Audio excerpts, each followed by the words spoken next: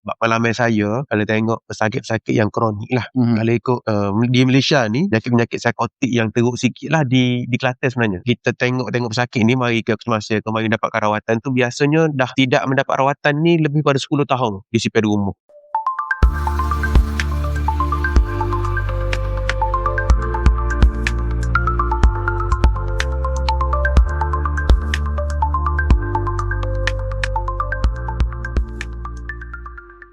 Bismillahirrahmanirrahim. Assalamualaikum warahmatullahi wabarakatuh. Kembali bersiaran ataupun bersama dengan podcast episod kedua Kopi dan Stetoskop.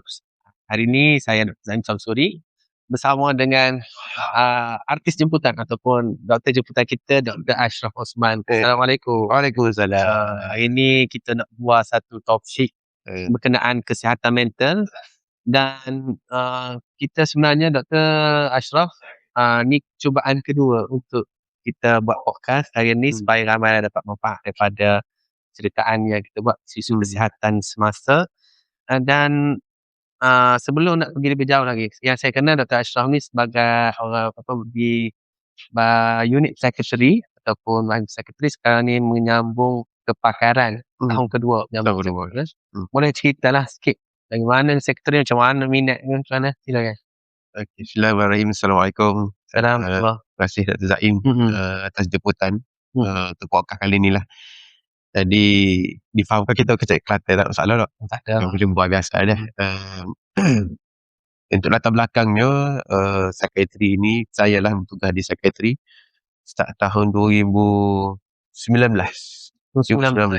Di hospital pakai USM lah.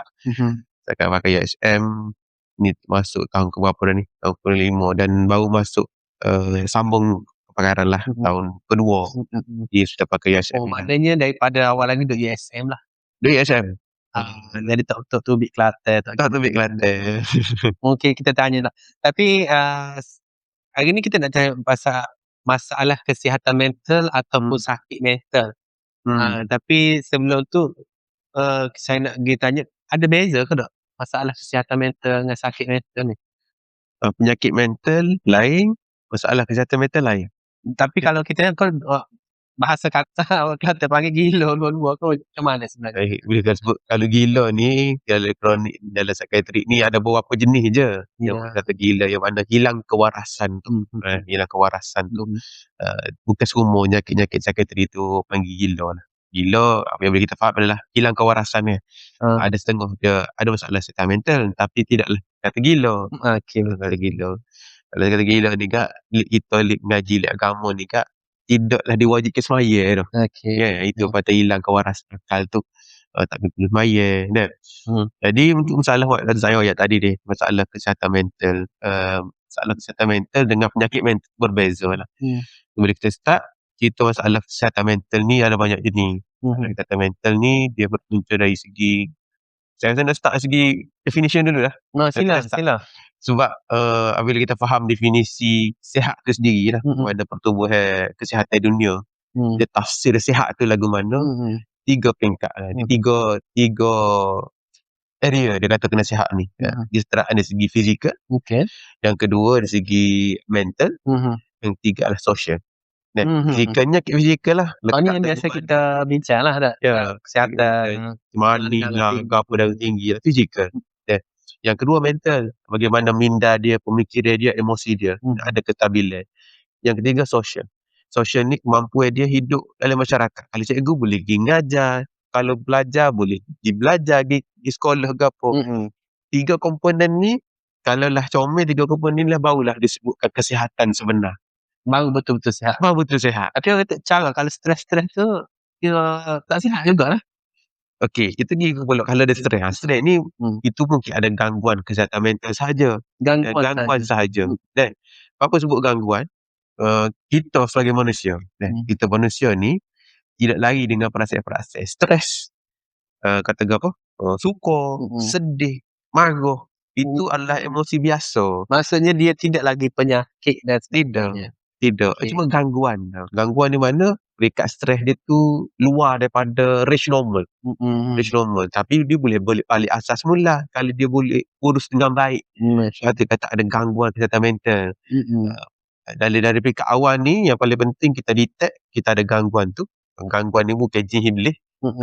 Jin juga ramai lah kena sebut, ni kena masuk rasuk ke jin ni kena hantar sihir lah. Itulah sebab nak tanya, biasa kalau bincang pasal kesihatan mental ni, mula-mula sebelum jumpa dengan doktor, mungkin ramai kata pergi dah tak jadi sini ke macam mana? Ya, dia pergi jajak dulu. Sebab saya rasa itu boleh kita bincangkan juga. Sebab apa orang lambat pergi jumpa psikiatri ni adalah isu stigma.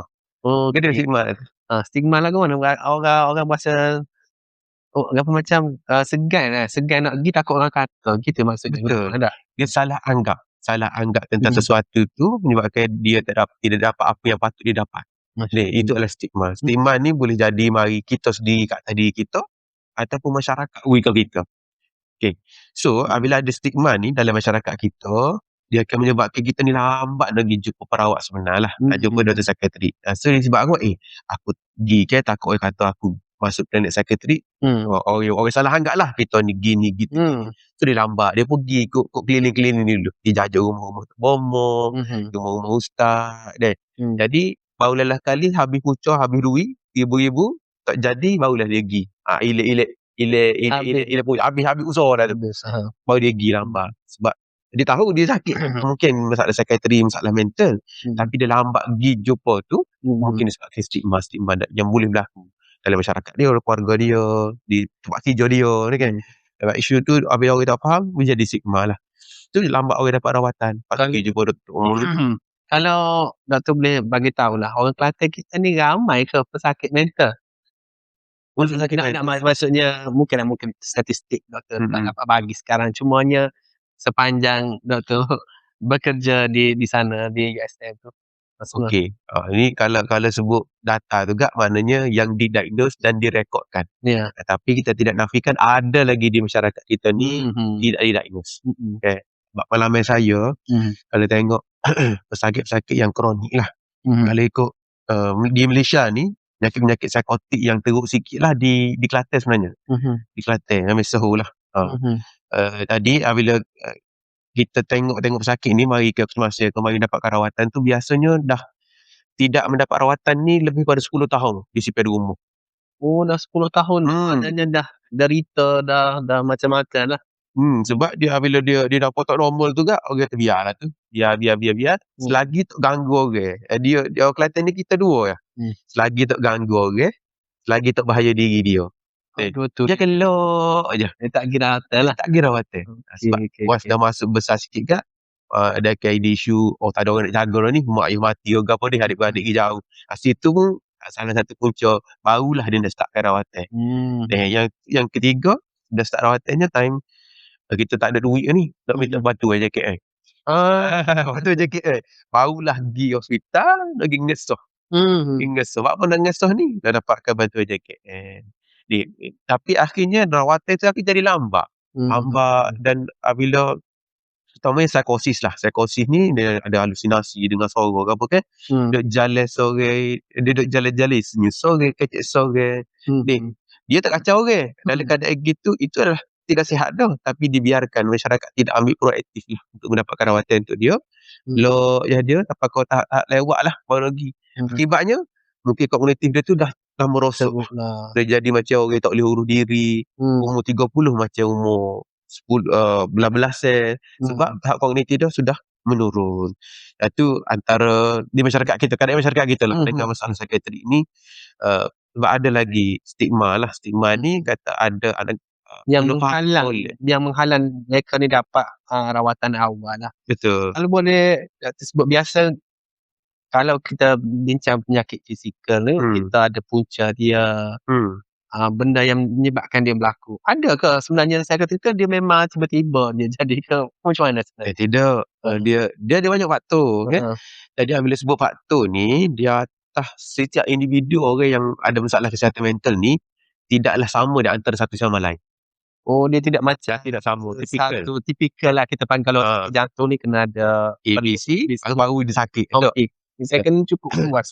Ya, sebab ada faktor ni dia boleh kata rangkumkan dalam tiga aspek lah. Satu biological. Biological ni sistem badan kita lah. thyroid contohnya, bagi hormon, kalau tak stabil pun boleh menyebabkan sakit terik.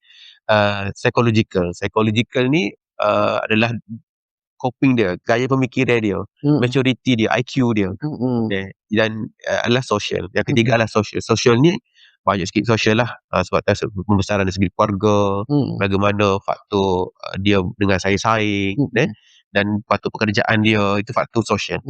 Jadi biopsychosocial lah, itu model yang biasa kita guna untuk kenal pasti antara punca-punca nyakit ni. Okay. Biologi ni kalau sebut satu kita mula biologi tu sebut genetik. Genetik sebenarnya 1% yang boleh menyebabkan risiko. Sikit sangat lah. Ya, ada kajian kata saya mudahkan lah untuk memahami. Nak sebut genetik ni bukan faktor solid untuk menyebabkan sakit mental. Dia anak kembar dilahirkan oleh ibu yang sama, ibu yang ada sakit mental. Tapi dibesarkan oleh keluarga yang berbeza. Tapi keluarga berbeza tu tidak sakit, dia ada result yang walaupun dia daripada genetik yang sama, tidak outcome kepada dua-dua tu penyakit sakit tidak. Jadi sangat-sangat sedikit lah kalau sebut genetik. Lepas tu dari segi psikologi ni gaya pemikiran lah, gaya macam mana dia urus stres dia, macam mana dia urus negative thought dia. Yang negatif thought. Dan yang social ni lah, social banyak berlaku pada remaja kita lah. Remaja pun terlibat jugalah banyak sebab dia kata bayangkan kalau penyakit ni kalau orang tua panggil orang yang pertengahan umur macam stres, saya terbayang lah sebab saya tak pernah duduk di bahagian unit sekretari ni. Yang saya terbayangnya isu rumah tangga dan sebagainya akhir sekali menyebabkan mereka jadi gitu. Remaja ni maknanya main pesakit doktor juga kan? Ya, dia bukan main lah, tapi ada kategori adolescent. Child adolescent ni memang kita ada unit class. Unit class untuk kita masalah psikiatrik dalam child adolescent. Untuk data sekarang, tengok kepada belakangan ni lah. Yang latest hari tu National Health Mobility Survey kan. Ada tentang remaja 2023. Pesakit kata apa, orang remaja lah umur 19-19 ni dia buat kajian, dia buat survey, yang ada kemurungan. Dia double daripada 2013 ke 2015 silap saya. Berbanding dengan 2023 yang 2 kali ganda. 2 kali ganda meningkat. Di 2 kali ganda ni 4.9% lah saya ingat saya data tu. Remaja kita ni mengalami masalah kemurungan. Masya Allah. Kalau ada 100 orang, 5 orang tu mesti kemurungan. Ya, kalau nak kira population rakyat kita kat 1.5 juta, 49% yang akan ada kemurungan ni. Dan yang paling saya kejut juga pendapatan tu, 50% daripada orang itu dia ada niat untuk mati diri, toksik hidup dah, dia putus asa dengan kehidupan, nak bunuh diri. 50% daripada orang yang kata murungkan tadi. Makna saya dulu pernah duduk di klinik remaja lah. Sebelum tu saya ramai klien ataupun patient yang datang, maknanya mereka datang sebenarnya untuk penyakit-penyakit lain, contohnya dia akan sakit perut. Dia tak jujur lah. Sebenarnya dia nak MC dan sebagainya. Bila kita gidik lagi, barulah dia cerita dia stres dan akhir sekali dia tunjukkan kesan-kesan cala pada apa panggil di tangan dan sebagainya. Cubaan untuk bunuh diri tu. Bukan seorang, banyak juga saya jumpa. Ni ada trend biasa ke macam mana? Sebab saya kalau saya tengok, maknanya kalau saya tengok 2-3 orang tu, dia agak tengok ni sebenarnya. Ya, remaja ni dia isu kelas tangan kan. Tapi anak-anak muda kita sebut bakut